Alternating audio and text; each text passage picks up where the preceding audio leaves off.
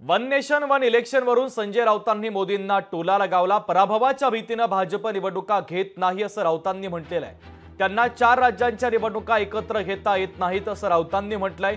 4 राज्यांची निवडणूक घेता येत नाही आणि वन नेशन वन इलेक्शनची घोषणा करतात असा टोला शिवसेना उद्धव बाळासाहेब ठाकरे पक्षाचे नेते खासदार संजय राऊतांनी सरकारला लगावलेला आहे। कल प्रधानमंत्री रावत ने कहा कि इलेक्शन देश का एक समस्या होना चाहिए और ये करने के बाद 4 स्टेट का इलेक्शन है तो दोनों सारी चीज क्यों नहीं है। आज 2 स्टेट का खाली इलेक्शन अनाउंस किया और झारखंड महाराष्ट्र की एक अनाउंस नहीं की।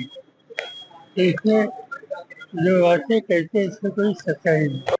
वन नेशन वन इलेक्शन हे 4 राज्यातल्या निवडणुका एकत्र घेऊ शकत नाहीत। झारखंड, हरियाणा, जम्मू काश्मीर, महाराष्ट्र फक्त 4 राज्याच्या निवडणुका जे सरकार एकत्र घेऊ शकत नाही ते वन नेशन वन इलेक्शनच्या वल्गना करताय। खोटारडे कुठले लोकांना मूर्ख बनवताय। महाराष्ट्रात तुम्हाला हरण्याची भीती आहे, झारखंड तुम्हाला हरण्याची भीती आहे, म्हणून तुम्हाला जास्त वेळ हवाय, म्हणून तुम्ही या 2 राज्यातल्या निवडणुका घ्यायला तयार नाही। विरोधकांना कदाचित वाचता येत नसेल किंवा समजून घेण्याची कुवत नसेल। वन नेशन वन इलेक्शनसाठी कमिटी नेमलेली आहे आणि त्या कमिटीची अंमलबजावणी झाल्यानंतर वन नेशन वन इलेक्शन होणार आहे।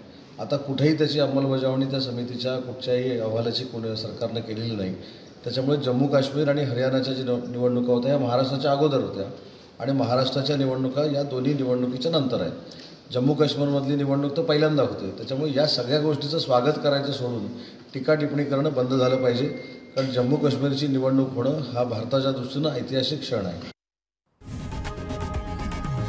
लोकशाही मराठी ऐका, पहा, जागरूक रहा।